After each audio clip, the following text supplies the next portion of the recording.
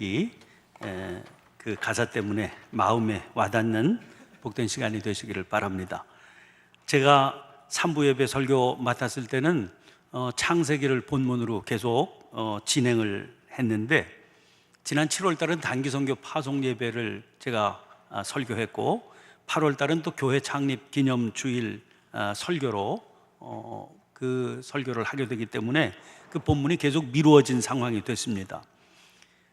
기억나시는지 모르겠습니다만 6월 달의 설교는 오늘 12장 1절부터 9절까지였는데 제목이 마침내 가나안 땅, 이런 제목이었어요. 믿음의 조상 아브라함의 삶은 그 자체가 순례의 삶이었습니다. 그래서 철로 역정 여러분 제자 훈련 하신 거 말씀을 나누면서 말씀을 드렸죠.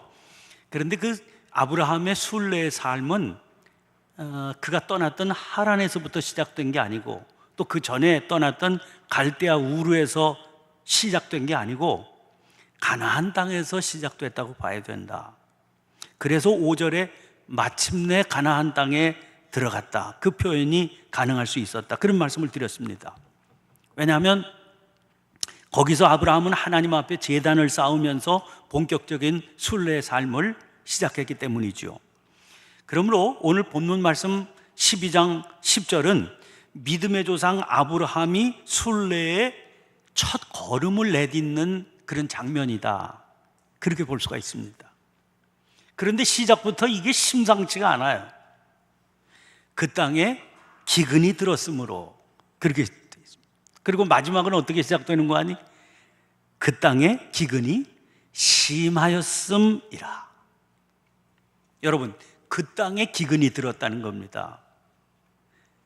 여기서 성경을 읽다가요, 그 땅, 이런 표현이 나오면 좀 유심히 볼 필요가 있어요. 그 땅이 어떤 땅이냐 하는 걸 한번 생각해 볼 필요가 있어서 그런 거예요. 그 땅 아닙니까? 그 땅. 바로 그 땅에 뭐가 들어요? 기근이 들었다는 겁니다. 그 땅이 어떤 땅입니까? 12장 1절에 너의 고향과 친척과 아버지의 집을 떠나 내가 네게 보여줄 땅이라 그러셨는데, 바로 그 땅. 또 2절에 내가 너로 큰 민족을 이루고 네게 복을 주어 네 이름을 창대하게 하리니 너는 복이 될지라 약속하셨는데, 그 약속이 이루어질 그 땅, 그 땅에 기근이 들었다는 겁니다. 완전히 그 사기 맞은 것 같은 느낌이 드는 거예요. 그래서 믿음으로 그 약속의 말씀을 의지해서 하란의 기름진 땅을 버리고 찾아온, 마침내 도달한 그 땅. 그래서 그 겉모습과 관계없이요, 하란 땅이라고 하는 것은 그 중동 메소포타미아 지역에 어디서도 찾아보기 어려운 아주 기름진 오아시스 땅인데, 그 땅을 버리고 떠나서 먼지만 풀풀 날리는 그 땅에 마침내 도착한 다음에 믿음으로 이 땅에 하나님이 복 주실 그 땅이라고 고백하면서 하나님 앞에 제단을 쌓았고 순례의 삶을 시작한, 바로 그때 그 땅에 기근이 찾아왔다. 도대체 이게 무슨 일인가 싶어요. 여기 두 가지 의미가 있을 거라고 생각됩니다. 하나는 이 기근이라고 하는 말이 두 번씩이나 등장하는 이유, 하나는 바로 그 땅에 기근이 들었다 하는 걸 강조하기 위해서죠. 기근이 든 땅이 그 땅이었다, 이걸 강조하는 거죠. 또 다른 하나는 이 기근이 그냥 범상치 않은 기근이었다 하는 걸 강조하기 위해서일 겁니다. 아주 심각한 기근이었다는 겁니다. 그래서 그 땅에 기근이 심하였다. 기근이 심했다고 하는 말은 생존의 아주 위기의 바닥까지 내려갔다, 그런 얘기입니다. 나중에요, 22장, 한참 뒤에 우리가 읽게 될 22장을 가서 보면 아브라함이 이삭을 번제로 잡아 바치라고 하는 명령을 받고 그대로 순종하는 그런 장면이 나옵니다. 그때 이삭을 잡기 전에 이삭을 대신해서 하나님께서 숫양 한 마리를 준비하셨는데 그걸 발견하게 되죠. 그래서 이삭 대신에 그 양을 번제로 잡아 드리면서 아브라함이 그 땅 이름을 뭐라고 정했는가 하니 여호와 이레 이렇게 정했습니다. 여호와 이레라고 한 말은 여호와께서, 하나님께서 준비하셨다, 이제 그런 아주 믿음의 고백이 담겨 있는 그런 이름이지요. 이 말은 22장에 처음 등장합니다. 그러나 사실 22장에 어느 날 갑자기 아브라함이 여호와 이레의 믿음을 가지고 자기 아들을 잡아 바치겠다 이렇게 됐던 게 아니고요. 사람은 그렇게 되지 못합니다. 여기 12장부터요, 순례의 삶을 시작하면서부터 여러 번 아브라함이 경험을 한 겁니다. 여호와 이레의 경험을 해온 거예요. 그때 성공하기도 하고 실패하기도 하고 그런 거죠. 그러면서 훈련과 훈련을 거듭하고 그 영혼과 삶이 정화가 됐기 때문에 22장에 하나님께서 명령을 내리시니까 아멘, 그리고 자기 아들을 잡아 바치기로 한 거죠. 그러니까 순례의 삶, 아브라함의 전체의 삶은 이 여호와 이레의 믿음을 온전히 갖추도록 훈련하시는 연단의 과정이었다, 이렇게 볼 수가 있는 겁니다. 자, 다시 말씀보세요. 그 땅에 기근이 들었으므로. 사실 기록이 없어서 그렇지 막상 그 땅에 도착했을 때 아브라함은 아마 내심 큰 실망을 했을 겁니다. 왜냐하면 실상 그가 떠났던 하란 땅, 그리고 도착한 가나안 땅은 비교가 불가능할 정도로 비옥함에 큰 차이가 있었기 때문입니다. 아까 말씀드린 대로 아브라함이 버리고 떠났던 그 하란 땅은 지금도 그렇죠. 지금도 메소포타미아 근동 지역의 최고의 오아시스, 기름지고 풍요로운 땅이었거든요. 그런데 그 땅을 버리고 왔는데 가나안 땅은 중동 지역에서도 불모의 땅처럼 여겨지던 그런 땅입니다. 아마 이 땅에 도착해서 아브라함이 제단을 쌓았다 하는 것은, 하나님, 와보니까 도대체 살 수 있을 것 같지 않습니다. 이 땅에서 살아갈 수 있도록 하나님께서 도움을 주셔야 살지, 이 메마르고 적박한 땅에서 제가 어떻게 살겠습니까? 하나님, 제 살 길을 좀 인도해 주십시오. 그런 간절한 기원이 담긴 마음으로 드린 제사였을지도 모르겠습니다. 아시잖아요. 하나님, 제가 하나님의 약속의 말씀만 믿고 온 거 아시지 않습니까? 여기 도착해 보니까 잘못 온 거 아니야, 그런 생각이 듭니다. 그런 마음으로 살지 않도록 하나님, 이 땅에서 내 생존의 모든 문제를 하나님 앞에 맡기니 하나님께서 책임져 주세요. 아마 그런 마음으로 제단을 쌓았을지 모르겠어요. 그것도 믿음이라고 보면 믿음일 수 있었겠죠. 그런데 문제는 그런 아브라함의 믿음조차도 배신을 당했다는 겁니다. 왜? 아니, 평상적으로 이끌고 가셔도 믿음을 지킬 것 같지가 않아요. 왜? 버리고 온 땅은 너무나 기름지고 여기는 너무나 척박하니까. 그런데 그 척박한 땅에 심각한 기근이 들었다니까요. 예사롭지 않은 기근입니다. 생존이 장난이 아니라고 하는 걸 아주 뼈저리게 느끼게 하는 그런 기근이. 보통 이 척박한 땅이 워낙 그 이스라엘 가나안 땅은 척박한 땅이기 때문에 웬만큼 심각한 상황이 아니면 기근이라고 하는 말을 쓰지 않습니다. 어차피 우리랑은 다르니까. 그런데 기근이라고 하는 말을 쓸 정도만 돼도요, 굉장히 심각한 겁니다. 그런데 거기다가 더해서 그 가나안 땅에 심한 기근이라고 그러면 이건 신락 같은 희망도 보이지 않는 그런 상황을 의미하는 겁니다. 그런데 오늘 본문 말씀에 첫 번째 등장하는 기근이라고 하는 말, 그리고 두 번째 등장하는 심한 기근이라고 하는 그 말 사이에 무슨 말이 들어 있습니까? 본문을 보면 아브라함이 애굽에 거류하려고 그리로 내려갔으니, 이 구절이 등장해요. 그죠? 아주 의미심장한 표현입니다. 여러분, 이 문장을, 이 본문을 읽어 내려가면서 이 문장을 대할 때 여러분들 첫 느낌이 어땠습니까? 저는요, 이거 글을 읽는데 아주 스무스한 느낌이 들었어요. 걸리는 게 하나도 없이 아주 논리적으로 싹 막 이렇게 마음에 와닿게 문장이 흘러갑니다. 그 말은 애굽으로 내려가는 일에 고민의 흔적이 보이지 않는다는 겁니다. 갈등하고 고민하고 해야 돼 말아야 돼 씨름하고 또는 하나님 앞에 금식하고 철야하면서 기도하고 그리고 애굽으로 내려간 게 아니라 기근이 오니까 애굽 이렇게 됐다는 거죠. 아브라함은 그 땅에 찾아온 심각한 기근을 보고 즉각, 다시 말하면 아무런 고민이나 주저함이 없이 애굽 가자 이랬다는 거예요. 여러분, 그 전에 12장 7절에 그곳에서 제단을 쌓았다 하는 말은 무슨 말입니까? 아까 말씀드린 대로 하나님 이 땅에서 내 길을 인도해 주십시오, 그런 간구 아닙니까? 그리고 하나님을 만나면서 하나님의 여호와의 영광의 낯을 바라보면서요, 주님의 인도하심을 묵상하며 순종하며 살 테니까 하나님 내 길 인도해 주세요, 이렇게 맡겼다는 그런 의미 아니겠어요? 그러면 정상적이라면 기근이 찾아왔을 때 그 찾아온 기근을 보고 주님 앞에 엎드려서 주님 이게 웬일입니까? 그렇지 않아도 살기 힘든 환경인데 기근까지 찾아오다니요, 제가 어떻게 이 기근 속에서 살아야 되겠습니까?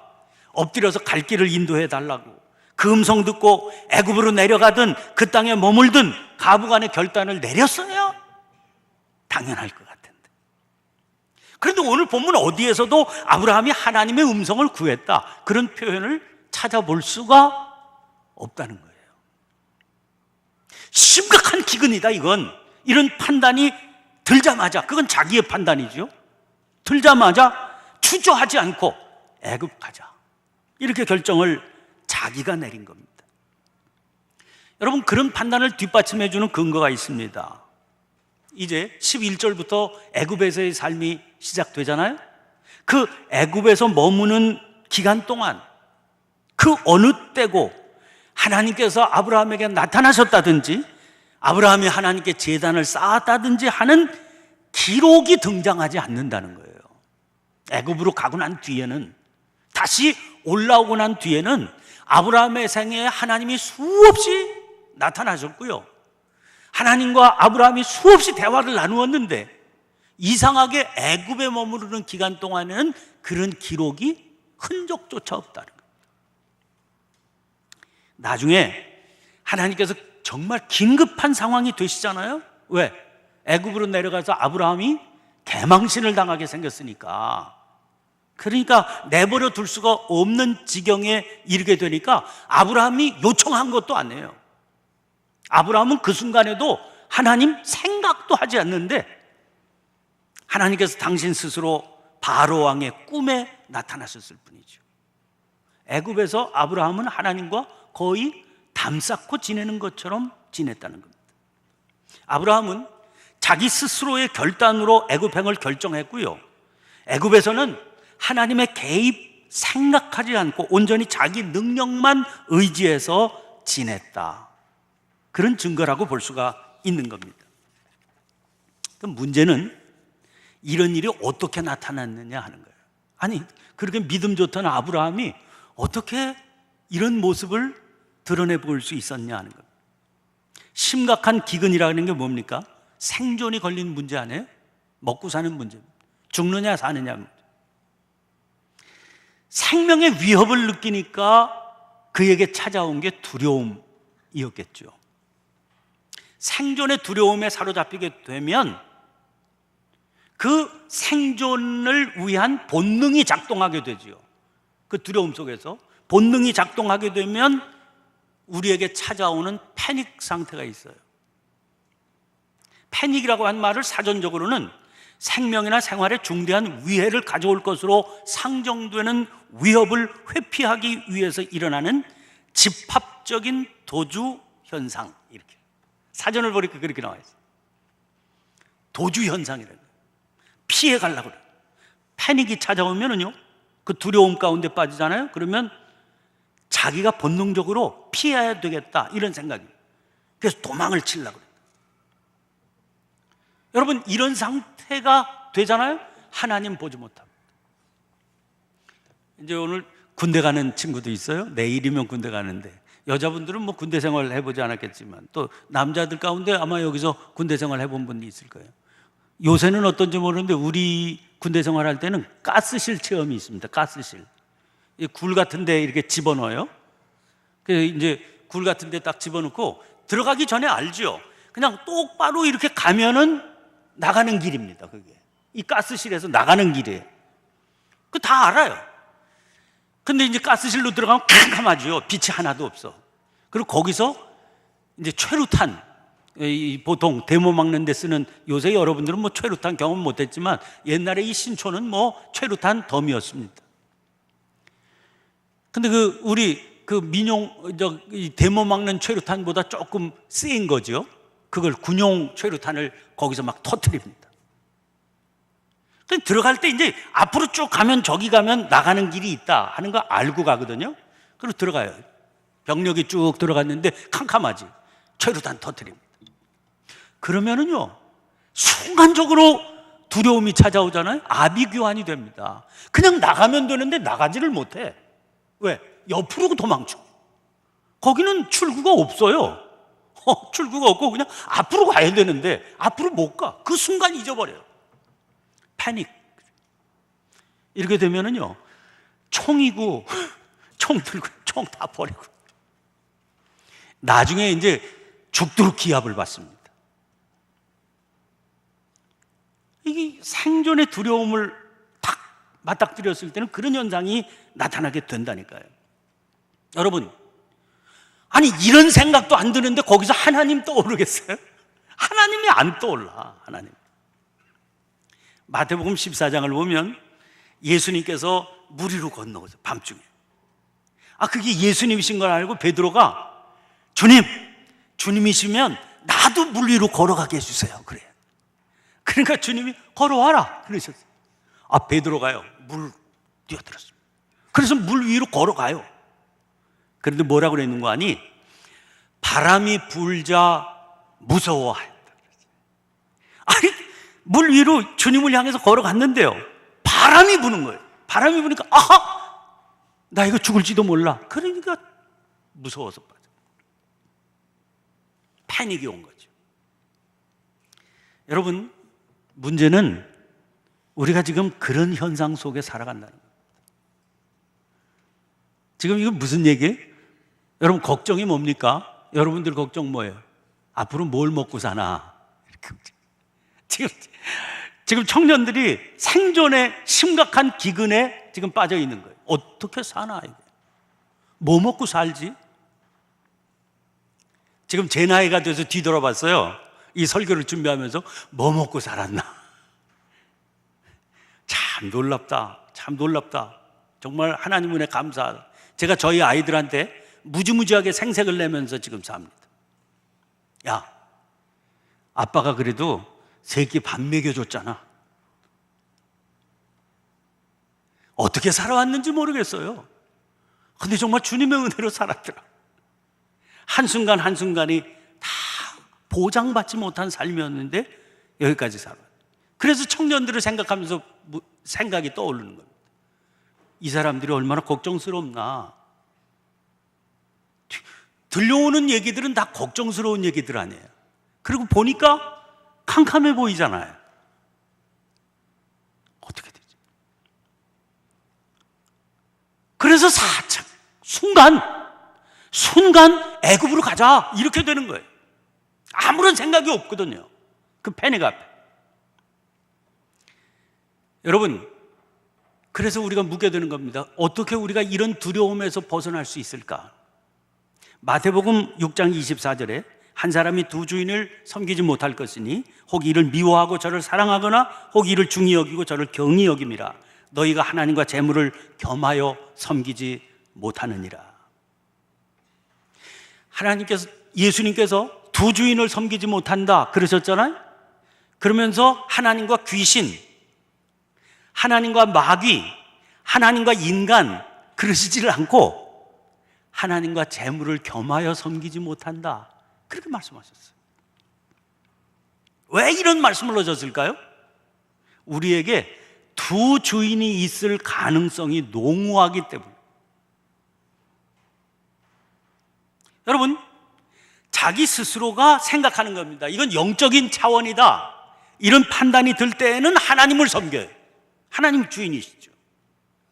그런데 이게 육적인 차원의 일이다, 다시 말해서 세상의 안위와 당장 필요한 하루하루의 양식과 관련된 일이다, 이런 판단이 자기가 들면은요, 거기서 하나님이 주인 노릇하지 않고 즉각 훈련받은 것도 아닌데 그냥 재물을 섬기는 차원으로 돌입하게 돼요. 이게 자동적이에요.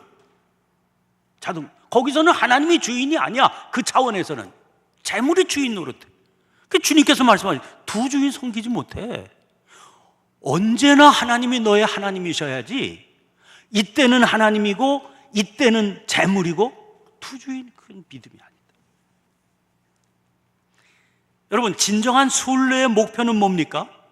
진정한 순례의 목표, 어느 환경, 어느 조건 속에서도 우리의 모든 삶의 부문에서 하나님만 내 주인으로 고백하고 섬기며 살아가는 거예요. 그 훈련의 과정이 순례의 삶이라. 영적 훈련의 과정이 다 그렇습니다. 주님께 철저히 맡길 때 비로소 우리는 여호와 이레를 경험할 수가 있어요. 아니, 아브라함이 자기 아들 이삭을 잡아 바치겠다고 결단했으니까 주님께서 준비하신 수량을 발견할 수 있었던 거지. 그 결단이 없이 어떻게 하나님께서 내 길을 인도해 주신다는 경험을 할 수 있었겠습니까? 이런 경험을 할 수 있도록 하나님께서 우리를 자꾸 몰아가셔요.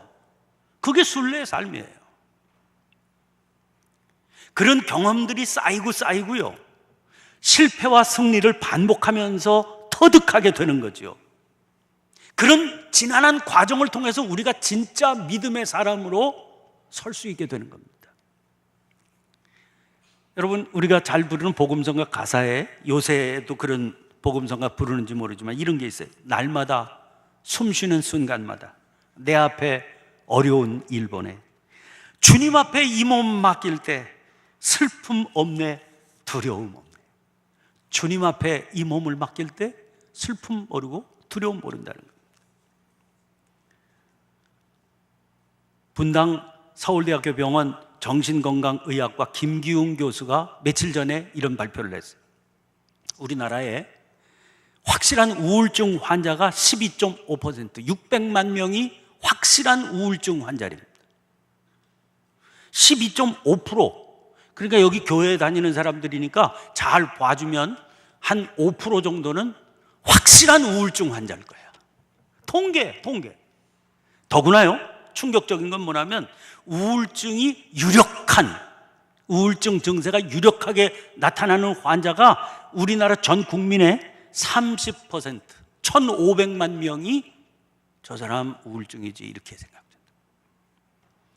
그러니까 예수 믿는다고 봐주면 한 20%는 여기서 우울증 환자가. 여러분, 왜 이렇게 심각해져요? 사람들이 얘기합니다. 요새 먹고 살기가 힘드니까 그렇다. 생존 경쟁에서 탈락할 위험이 높아지니까 이런 현상이 나타난다. 이렇게 분석을 할 거예요. 그렇죠? 근데 지난 며칠 전에 또 다른 기사예요. 더불어민주당의 남인순 국회의원이 있는데 이 사람이 국정감사를 하려고 보건복지부로부터 자료를 제출받습니다. 우울증으로 병원을 찾는 20대 환자의 통계를 받았어요. 자료로. 2013년에 12,545명이었는데 2014년에 12,638명, 조금 늘었어요. 2015년에 13,800, 계속 늘어간다는 겁니다. 20대 환자가. 그런데 작년 한 해 전국 자치구별로는 환자, 20대 환자입니다. 우울증 환자. 자치구별로는 어떠냐 하는 걸 조사를 했어요. 그랬더니 놀랍죠. 우리나라 자치구가 굉장히 많이 있잖아요. 그 자치구 가운데 제일 20대 우울증 환자가 제일 많은 게 강남구입니다. 1,101명. 두 번째가 관악구 969명. 세 번째가 송파구 948명. 20대 우울증 환자가 제일 많은 자치구에. 제가 생각했어요. 아니, 강남구가 제일 많아? 관악구는 서울대학교가 있어요. 여기 연대의대 다니는 학생들이 있으니까 다행이네. 그렇죠? 서울대학교 있는 관악구가 두 번째로 우울증 환자가 많아요. 송파구가 그렇게 살기가 좋다는데 송파구가 세 번째로 우울증 환자가 많습니다. 20대. 여러분, 뭐가 보이세요? 부자들이 제일 많이 사는 지역하고 자칭 수재라고 말하는 사람들이 제일 많이 있는 데가 으뜸이라는 겁니다. 뭘 알 수 있습니까? 풍요로움과 안정이 우리 생존의 두려움을 물리쳐주지 못한다는 겁니다. 그런 의미에서 기근 속에서의 훈련이 의미가 있습니다. 제가 이 시간 여러분들에게 묻고 싶어요. 지금 여러분 서 있는 그 땅에서 기근에 대한 심각한 위기를 느끼고 계셔요? 하나님의 인도하심을 믿고 기도하시길 바랍니다. 그 상황 속에서 패닉에 빠지면 여러분들에게 살 길이 없습니다. 남들이 보면 미쳤다고 그럴 거예요. 그렇게 좋은 환경, 그렇게 좋은 여건을 가지는데 두려움 때문에 자폭하는 그런 사람들이 세상에는 너무너무 많이 있습니다. 하나님께서는 분명히 약속하셨거든요. 내가 너에게 복을 주겠다. 너로 말미암아 열방이 복을 얻는 삶으로 너를 초청하겠다. 그런데 지금 눈앞에 보이는 건 뭡니까? 심각한 기근인 겁니다. 아브라함은 모르죠. 그 심각한 기근이 하나님께서 나를 훈련시키시는 시험의 과정이라는 걸 모르죠. 그러니까 아무런 고민 없이 애굽으로 가서 대망신을 당하는 겁니다. 멸망의 파멸의 구렁텅이로 빠져들어가는 겁니다. 여러분, 우리 주인은 한 분밖에 안 계세요. 심각한 생존의 위협 앞에서도 우리를 지켜주실 수 있는 분은 한 분밖에 안 계십니다. 그분이 하나님이세요. 이쯤 나이가 되니까 더 자신 있게 말씀을 드릴 수 있을 것 같아요. 여러분, 심각하면 심각할수록 하나님의 도움의 손길을 붙잡는 것 외에는 살 길이 없습니다. 이걸 훈련하시고 또 훈련하시면서 여러분들의 삶이 여호와 일의 간증으로 풍성한 삶이 되어서 20년 후, 30년 후에 여러분들의 후배, 여러분들의 자녀들에게 자신 있게 두려워하지 말고 하나님만 믿어라 간증할 수 있는 승리자의 삶이 되시기를 간절히 축원합니다. 기도를 드리겠습니다. 좋으신 아버지 하나님, 심각한 기근 앞에서 하나님의 인도하심을 믿고 기도하는 길 외에는 우리에게 살 길이 없음을 일깨워 주시니 감사합니다. 아브라함의 순례길 여정에서 수없이 넘어지고 쓰러졌던 간증들이 오늘 저희 앞에 있습니다. 그 간증들을 통해서 저희들의 삶에 영적인 생명의 교훈이 있게 해 주시옵소서. 오늘 심각한 생존의 두려움 때문에 갈피를 잡지 못하고 있는 젊은이들입니다. 하나님, 이렇게 두려움이 짙어지면 짙어질수록 우리에게 살 길은, 우리에게 소망은 오직 여호와 하나님의 도움의 손길을 의지하는 것 외에는 없다고 하는 이 사실을 다시 한번 깨닫게 하시고 고백하게 하시고, 하나님, 어리석어 보이는 그 길을 붙들고 나가는 가운데 여호와 일의 간정들이 풍성히 맺혀지는 승리자의 삶이 되게 해 주시옵소서. 예수님 이름으로 기도하옵나이다. 아멘.